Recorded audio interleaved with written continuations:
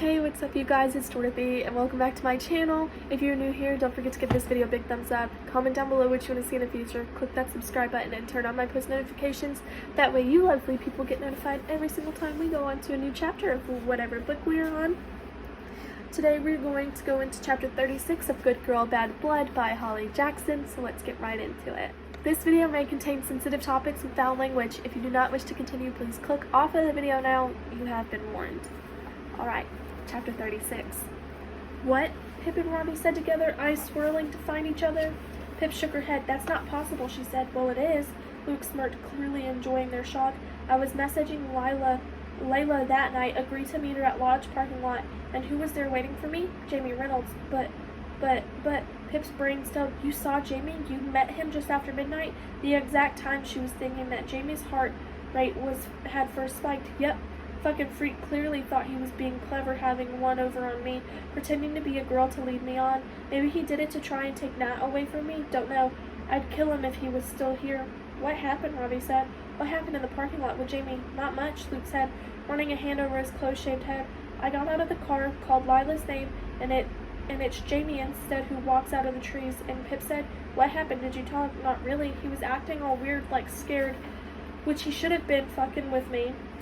Luke licked his teeth again, had both his hands in his pockets, and he only said two words to me. What? Pip and Robbie said together. I can't even remember exactly what it was. Something strange.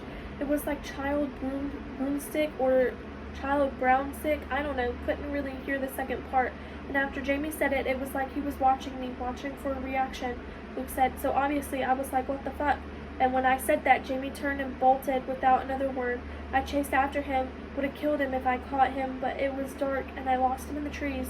And Pip pressed, and nothing. Luke straightened up, cracking the bones in his gray powdered neck. Didn't find him, went home. Jamie goes missing, so I'm thinking someone else he was fucking with got to him after all. Whatever happened to him, he deserved it. Fucking fat loser.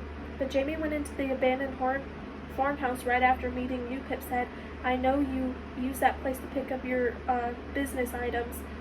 Why would Jamie go there? I don't know. I wasn't there that night. But it's isolated, secluded, best place in town for conducting any private business. Except now I have to find a new drop-off point thanks to you. He growled. Pip said. But the rest of the sentence died before she even knew what it was. That's all I know about Layla Mead. About Jamie. Luke dipped his head and raised one arm, pointing down the corridor behind them. You can go now. They didn't move. Now, he said louder. I'm busy. Okay, Pip said, turning to go, telling Robbie with her eyes to do the same. A week today, Luke called after them. I want my cash by next Friday, and I don't like being kept waiting. Got it, Pip said, 2 steps away. But then the broken thought floating around her head rearranged and reached its end, and she doubled back. Luke, are you 29? She asked. Yeah, his eyebrows lowered, reaching for each other across the bridge of his nose. And do you turn 30 soon? Couple months? Why? No reason, Pip shook her head. Thursday. I'll have your money Thursday. Then she walked back down the hall to the front door. Robbie was holding open for her, an urgent look in his eyes. What was that? Robbie said when the door was firmly shut behind them. Where are you going to get $900 from, Pip? He's clearly a dangerous guy. You can't just go around and guess I'm accepting one of those sponsorship deals ASAP, Pip said, turning to look at the lines of sun skimming across Luke's white car. You're going to give me a heart attack one day, Robbie said, taking her hand, leading her around the corner. Jamie can't be Lila, right? Right? No, Pip replied before she even thought about it, and then after she said no, no, he can't be. I've read the messages between the two of them, and the whole Stella Chapman thing, and Jamie was on the phone with Lila outside the Calamity Party. He had to have been on the phone with the real person. What, so maybe Lila sent Jamie there to meet Luke? Robbie said. Yeah, maybe.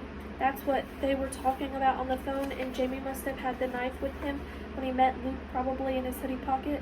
Why? Lines of confusion drew across Robbie's forehead. None of this makes sense. And what the hell is child's broomstick? Is Luke messing with us? Doesn't seem like the kind of to mess around. And remember, George heard Jamie on the phone saying something about a child, too. They headed toward the train station where Pip had parked her car earlier so her mom wouldn't see it if she was driving up and down Main Street. Why'd you ask his age? Robbie said, looking to trade me in for an older model. It's too many now to be a coincidence, she said, more to herself than to Robbie. Adam Clark, Daniel De Silva, Lukey, and even Jamie too. only because he lied about his age, but every single person Lila has spoken to is 29 or recently 30. And more than that, they're all white guys with brownish hair living in the same town. Yeah, Robbie said, so Layla has a type, a very specific type. I don't know, Pip looked down at her sneakers, still damp from last night. All those similarities, asking lots of questions, it's like Layla's been looking for someone specific, but she doesn't know who.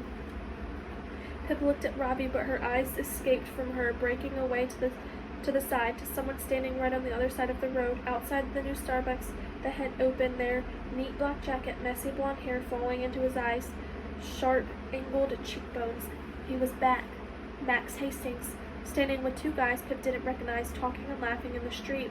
Pip emptied out and refilled with a feeling it was black and cold and red burning. She stopped walking and stared. How dare he? How dare he stand there laughing in this town, out where anyone could see him? Her hands tightened into fists, nails digging into Robbie's palm. Ouch! Robbie escaped her grip and looked at her. Pip went. Then he followed her eyes across the road. Max felt it, her gaze, because at the exact moment he looked up over the street at the idling cars right at her, into her. His mouth settled into a line, pulling it up at one end. He raised one arm, his hand open palmed out in a small wave. In the line of his mouth was a smile. Pip felt it growing inside her, sparking, but Robbie exploded first. Don't look at her, he screamed at Max over the top of the cars. Don't you dare look at her, you hear me? Heads turned in the street, letters, faces, and windows. Max lowered his arm, but the smile never once left his face. Come on, Robbie said, retaking Pip's hand. Let's get out of here. Robbie lay on Pip's bed, throwing a pair of her balled-up socks in the air and catching them. Throwing always helped him think. Pip was at her desk, laptop asleep in front of her, digging one finger through her small jar of pins, letting them jab her. One more time, Robbie said, his eyes following the socks up to the ceiling and down to his hand. Pip cleared her throat. Jamie walks to the parking lot in Lodge Park. He's carrying the knife. He's nervous, scared. His heart rate tells us that Layla has potentially set this up. Told Luke to be there. We don't know why. Jamie says 2 words to Luke, studies him for a reaction, and then runs off. Then goes to the abandoned farmhouse. His heart rate spikes higher. He's even more scared, and the knife somehow ends up in the grass by the trees, and Jamie's Fitbit is removed or it breaks, or his heart stops. Catch and throw. And then his phone is turned off a few minutes later and never turns on again. Pip said, lowering her head into his hands. Take the weight. Well, Robbie began. Luke wasn't exactly quiet about wanting to kill Jamie because he thinks he's the one who catfished him. Isn't it possible he chased Jamie to the farmhouse? If Luke was the one who hurt Jamie, I don't think he would have talked to us at all, not even for $900.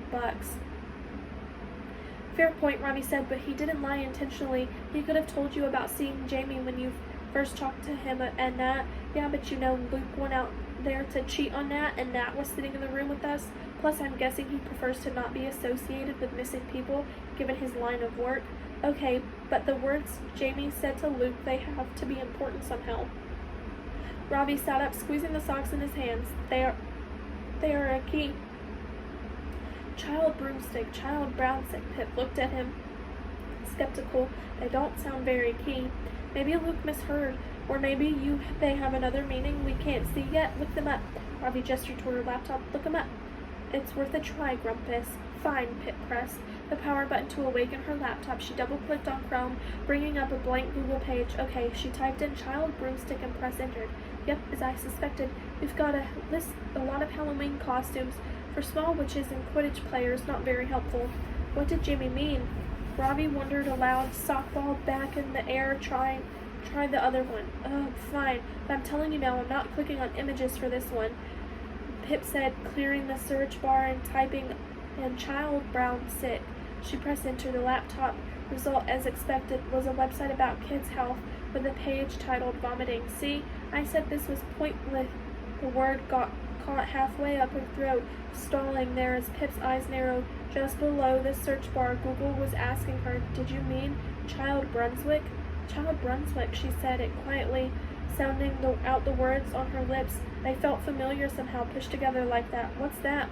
Robbie slid off the bed and patted over it as Pip clicked on Google's suggestion, and the page result changed, replaced by articles from all the large news outlets. Pip's eyes skimmed down them. Of course, she said, looking at Robbie, searching for the same recognition in his eyes, but his were blank. Child Brunswick, Pip said. That's the name the media gave to the unnamed kid involved in the Scott Brunswick case.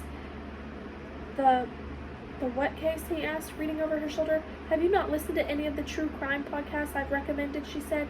Practically all of them have covered this case. It's one of the most notorious in the whole country. Happened like 20 years ago. She looked up at Robbie. Scott Brunswick was a serial killer. He killed children, and he made his young son, Child Brunswick, help him lure out the victims. You've really never heard of this? Robbie shook his head. Look, read it. Read about it, Pip said, clicking on one of the articles. Find it. Home True Crime, America's Most Infamous Serial Killer, Scott Brunswick, The Monster of Rochester, by Oscar Stevens. Between 2000 and 2001, the city of Rochester, New York, was struck by a string of horrific child murders. In the space of just 13 months, 6 children disappeared. Jessica Moore, age 11, Megan French, age 10, Edward Keller, age 9, Patrick Evans, age 9, Charlotte Long, age 10, and Emily Newell, age 8. Their burned remains were later discovered buried along the shore of Lake Ontario, all within 1 mile of each other. The cause of death in each case was blunt force trauma. Emily Newell, the youngest and the final victim of the monster in Rochester, was found 3 weeks after her disappearance in March of 2001, but it would take police 2 more months to track down her killer. Police zeroed in on Scott Brunswick, a 40-year-old forklift driver who had lived in Rochester his whole life. Brunswick was a close match to the police composite sketch released after an eyewitness saw a man driving late at night in the area where the bodies were later found. His vehicle, a white Toyota van, also matched the witness description. Searches of Brunswick's home uncovered trophies he had kept from each of the victims, one of their socks. But there was very little forensic evidence tying Brunswick to the murders. And when the case was brought to trial, the prosecution relied on circumstantial evidence, and their key witness, Brunswick's son, who was 10 years old at the time of the final murder. Brunswick, who lived alone with his only child, had used his son in committing the murders. He directed the boy to approach potential victims in public places, a playground, a park, a public swimming pool, and a shopping mall, and to lure them away on their own to where Brunswick was waiting in his van to abduct them. The son also assisted in the disposal of the bodies. The trial of Scott Brunswick began in September of 2003, and the son, nicknamed Child Brunswick by the press at the time, now 13, gave testimony that was essential in securing a unanimous guilty verdict. Scott Brunswick was sentenced to life without the possibility of parole, but just 7 weeks into his sentence at the maximum security civilian correctional facility in New York State, Brunswick was beaten to death by another inmate. For his role in assisting the murders, Child Brunswick was charged by a juvenile court to serve a 5-year custodial sentence in juvenile detention center. When he turned 18, a parole board decision recommended his release on lifetime probation. Child Brunswick was given a new identity under a witness protection style program, and a worldwide injunction was imposed on the media, preventing the publication of any details about Child Brunswick or his new identity. The Attorney General stated that this was because there was a risk of vigilante-type retaliation against this individual if his real identity became known because of the role he played in his father's horrendous crimes. That is the end of chapter 36. I will see you guys in the next video. Bye.